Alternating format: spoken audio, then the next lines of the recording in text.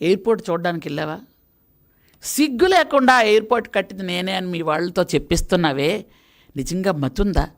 సిగ్గుందా? బుద్ధుందా మీకు? మా గౌరవ చంద్రబాబు నాయుడు గారు చెప్పినట్టు ఆ రోజు కొబ్బరికాయ కొట్టింది మేమే, ఈరోజు గుమ్మడికాయ కట్టింది మేమే.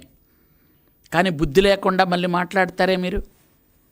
ఉత్తరాంధ్ర ఎంత అభివృద్ధి చెందింది, మా కళలకు రెక్కలు వచ్చాయి. ఈరోజు భోగాపురం ఎయిర్పోర్టు, స్టీల్ ప్లాంటు, అలాగే గూగుల్ సంస్థ, టీసీఎస్, ప్రత్యేక రైల్వే జోన్, మా పిల్లలకు ఉద్యోగాలు వచ్చే పరిస్థితిలో ఈరోజు ఉంటే మీరేమో తిరిగి కబుర్లాడుతున్నారు. మనం ఇంతకు పూర్వం ఎక్కడికైనా వెళ్ళాలి అని అంటే, అబ్రాడ్ వెళ్ళాలి అని అంటే హైదరాబాదు, ముంబై, మెడ్రాసు, బెంగళూరు వెళ్ళేవాళ్ళం. ఈరోజు మన భోగాపురం, ఉత్తరాంధ్రలో ఉన్న మన భోగాపురంకి వెళ్ళి ఫ్లైట్ దర్జాగా ఎక్కొచ్చు. అక్కడ ఎంత చక్కగా ఎయిర్పోర్టు ఉంది అని అంటే వర్ణనాతీతం. అలాంటి ఎయిర్పోర్ట్ని అంటే ఒక ఇంటర్నేషనల్ ఎయిర్పోర్ట్ని ప్రారంభించడానికి ప్రధానమంత్రి గారు వచ్చారంటే నీకు ఎగతాళిగా ఉందా? ఆ ఎయిర్పోర్ట్కి మా గిరిజనుల ఆరాధ్య దైవమైన అల్లూరి సీతారామరాజు గారి పేరు పెట్టడం నీకు ఎగతాళిగా ఉందా? ఒక ఇంటర్నేషనల్ ఎయిర్పోర్టు ఎస్టీలు, బీసీలు కేవలంగా ఉండే జిల్లాలలో అది పెట్టడం నీకు ఎగతాళిగా ఉందా? నువ్వు కనీసం ఒక పని చెయ్యవు, చేసిన వాళ్ళని అప్రిషియేట్ చెయ్యవు, మళ్ళీ క్రెడిట్ చోరీ అంటావు. అసలు నీకు క్రెడిటే లేదు. క్రెడిట్ చోరీ ఏంటి? నీకు అసలు ఆ పదం వర్తించదు. నీకు ఆ పదంకి నీకు సంబంధం లేదు. నీ దగ్గర క్రెడిట్ చోరీ చేయడానికి ఏముంది?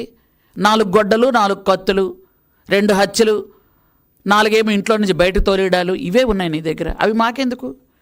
నీ దగ్గర ఆ క్రెడిట్ చోరీ చేయడానికి ఏ సబ్జెక్టు లేదు, ఏ పనితనము లేదు, ఎవరు చేయలేరు కూడా. ఆ పనితనం ఎవరికి అక్కర్లేదు. నీకు నేర్చుకోవాలి అనుకుంటే మా అధినాయకుడిని చూసి మంచి నేర్చుకో. ఇక మీదటైనా బాగుపడడానికి అవకాశం ఉంటుంది. అంతేగాని ఎవరికైనా నువ్వు ఒక్కరికైనా న్యాయం చేసావా?